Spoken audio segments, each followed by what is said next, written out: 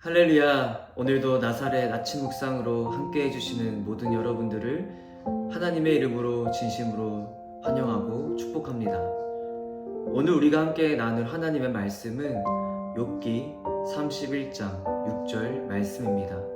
제가 읽어드리도록 하겠습니다. 하나님께서 나를 공평한 저울에 달아보시고 그가 나의 온전함을 아시기를 바라노라. 아멘. 여러분은 어떤 억울한 누명으로 인해 피해를 입었던 적이 있으신가요? 겪어보신 분들은 다 공감하겠지만 그 순간 밀려오는 그 답답함은 말로 표현할 수가 없을 정도입니다. 너무 억울하고 분한데 아무도 나의 결백을 풀어줄 수 없는 그런 상황에서 이 답답함은 정말로 말로 설명할 수 없을 만큼 사방이 다 막힌 것 같고 마치 고구마 하나를 그냥 통째로 다 먹고 물도 못 마시는 듯한 그런 답답함 가운데 있는 것처럼 느껴집니다. 이때 우리에게 간절히 필요한 것은 나의 이 모든 답답함을 풀어줄 어떤 증인, 이 모든 사실을 다 알고 있는 증인이 우리에게 필요합니다. 오늘 본문에 나오는 욥의 모습은 마치 억울한 누명을 쓰고 법정 앞에 서서 자신의 결백을 변호해 줄 수 있는 어떤 변호인, 증인을 찾고 있는 듯한 모습입니다.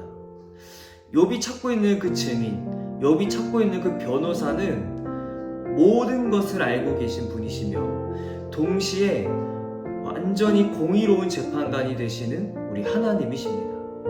한번 상상해 보시길 바랍니다.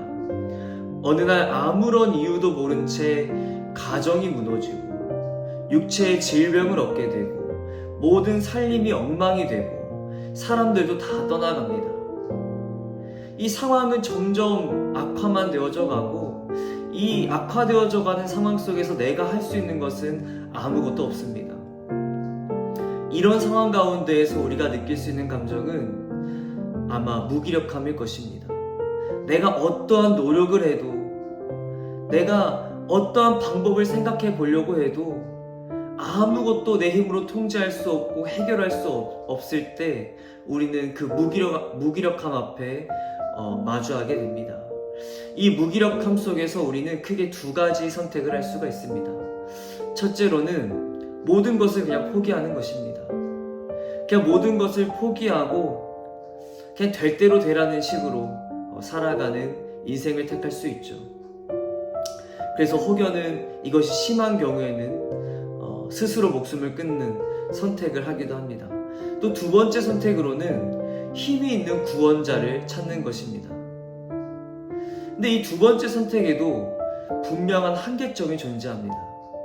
이 세상의 모든 사람은 연약한 존재이기 때문에 어떤 잠시 그 상황을 모면할 수 있는, 도움을 줄 수 있는 구원자를 찾을 수는 있겠지만 그 상황이 점점 악화되어지고 더 악화되어져 가면 갈수록 그것 또한 한계가 있다는 것이죠. 결국 그 누구도 우리의 인생을 끝까지 책임져주고 우리의 인생을 끝까지 도울 수 있는 사람은 이 세상에 없다라는 것입니다. 그러나 우리에게 기쁜 소식은, 하나님을 믿는 우리 성도들에게 기쁜 소식은 전지하시며 전능하신 하나님께서는 우리의 모든 것을 아시며 우리의 인생을 끝까지 책임져 주신다는 것입니다. 부거라는 신학자는 욥기 31장을 이렇게 설명합니다. 욥의 고난은 그가 자기 자신, 과거 그리고 현재의 생각들로 고난을 설명하려는 시도를 벌일 때에만 끝난다. 그때야 그의 고난은 하나님과의 나 관계로 변형된 세계관 속에서 고난이 종결된다 라고 이야기합니다.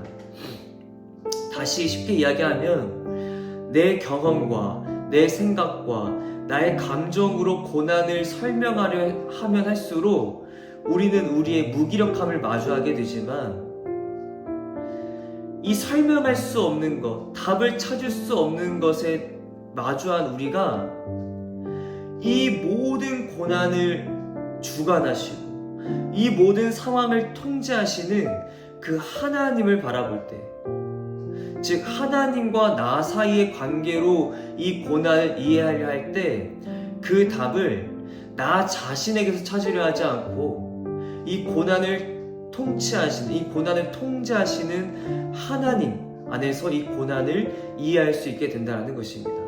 즉 무엇이냐면 이 고난 가운데에서 아무리 노력해도 답을 찾을 수 없고 아무리 노력해도 상황을 모면할 수 없는 나를 바라보는 것이 아니라, 나의 무기력함을 바라보는 것이 아니라 이 모든 상황을 주관하시고 이 모든 상황을 통치하시는 그 하나님을 바라볼 때 우리는 비로소 이 고난을 해결할 수 있다라고 이야기하는 것입니다.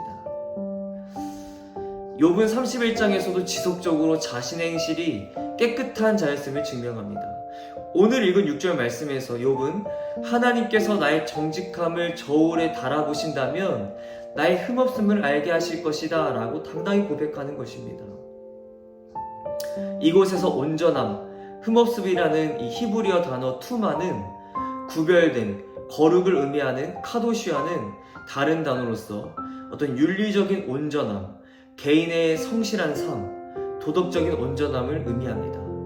그러니까 여기서 욥의 고백은 다시 말하면 나는 이런 고난에 처할 어떤 행동을 하지 않았음에도 불구하고 왜 내가 이런 고난에 있어야 합니까? 라는 고백인 것입니다. 의로운 자에게는 고난이 없고 불의한 자에게 고난이 있어야 마땅한 것이지 않냐라는 어떤 반문인 것입니다. 그러니 하나님, 이 모든 것을 알고 계신 하나님, 나는 아무런 죄도 없다라는 것을 알고 계신 하나님, 이젠 제발 침묵을 깨시고 자신을 변호해달라며 간청하고 있는 것입니다. 자신을 친구들의 비난으로부터 변호하기에 급급했던 이 앞선 모습과는 조금은 다르게 이제는 초점이 어떤 나 자신을 변호하는 것에 멈춰있다라기보다는 하나님 한 분께로 향해져 가고 있다는 느낌을 받게 하는 것이 바로 이 31장입니다. 이 욥의 이 고백에서 우리가 볼 수 있는 것은 욥은 하나님과의 인격적인 관계 속에서 하나님과 동행하는 사람이었다라기보다는 이 당시 고대 근동사에 만연했던 신관, 즉 권선징악을 행하시는 그 어떤 신, 그 신을 두려워하며 하나님을 어떠한 도덕적으로 아주 잘 섬겼음을 알 수 있습니다. 욥이 하나님을 몰랐다라고 이야기하는 것이 아니라 그보다 더 높은 차원의 하나님과의 어떤 인격적인 관계에 있다기보다는 도덕적인 차원에서, 도덕적인 관계에서 머물러 있었음을 우리가 볼 수 있다는 것입니다. 하나님과의 관계가 도덕적인 관계에 머물러 있던 이 욥에게 이제 새로운 문이 열리기 시작하는 것입니다. 하나님과의 인격적인 관계로 들어가는 과정이 지금 이 고난의 과정인 것입니다. 그리고 우리가 이 욥기의 끝자락에 가면 볼 수 있듯이 욥은 이렇게 고백합니다. 내가 이전에는 귀로만 하나님을 들었으나 이제는 눈으로 봅니다 라는 고백을 합니다. 얼마나 아름다운 고백입니까? 귀로만 들었던 하나님, 그저 율법적으로만 이해되었던 하나님을 이제는 내가 눈으로 마주한다라는 것입니다. 이제 내가 그 하나님을 보고 그 하나님과 동행한다라는 것입니다. 그 하나님이 얼마나 아름다운지를 내 눈으로 느끼기 시작했다라는 것입니다. 즉 이제 비로소 그가 이 고난의 끝자락에 서서 하나님과의 인격적인 동행의 관계로 들어섰음을 보여주고 그의 삶이 하나님 안에서 풍성하게 회복되어지는 것을 보여주며 이 욥기가 마무리가 됩니다. 우리는 지속되는 고난과 고통 속에서 어떤 원인을 찾아내려고 했습니다. 그러다 보니 이 원인을 찾아낼 수 없다 보니 무언가를 탓할 대상을 찾기도 합니다. 하지만 하나님께서는 그저 하나님 한 분에게 집중하라고 말씀하십니다. 하나님께서 허락하지 않으신 고통이 없으며 하나님께서 허락하지 않으신 시험이 없으며 그 어느 것 하나도 하나님의 손길이 미치지 않은 것이 없는데 왜 다른 곳을 바라보고 있냐라고 말씀하십니다. 하나님께서 우리에게 요구하시는 것은 이 세상의 지혜로 문제의 원인을 발견하고 이 세상의 지혜로 그 문제를 해결해 가는 것이 아니라 하나님과 동행하는 삶 가운데 하나님의 지혜로 모든 문제를 이기는 삶을 우리에게 요구하신다는 것입니다. 우리의 인생 가운데 고난이 없을 수 없습니다. 고통이 없을 수 없습니다. 우리는 아무것도 모릅니다. 그래서 우리는 매 순간 원인 모를 고난과 고통 앞에 힘들어하고 몸부림치고 절규하며 하나님 앞에 나아가기도 합니다. 그런데 오늘 우리의 삶 속에서 기억해야 할 것은 나와 문제와 하나님 그 삼각관계가 아니라 그저 나와 하나님과의 관계를 회복하는 것입니다. 문제는 뒤로 제쳐두고 그저 나와 하나님과의 관계를 회복하는 것입니다. 하나님은 홍해를 가르시는 분이십니다. 광야의 길을 내시는 분이십니다. 사막에 물을 내시는 분이십니다. 절대 무너지지 않을 것만 같았던 여리고 성을 무너뜨리는 분이십니다. 오늘 나의 고난 앞에서 억울한 상황 앞에서 하나님께서는 모든 것을 아시는 그 하나님께 집중하라고 말씀하십니다.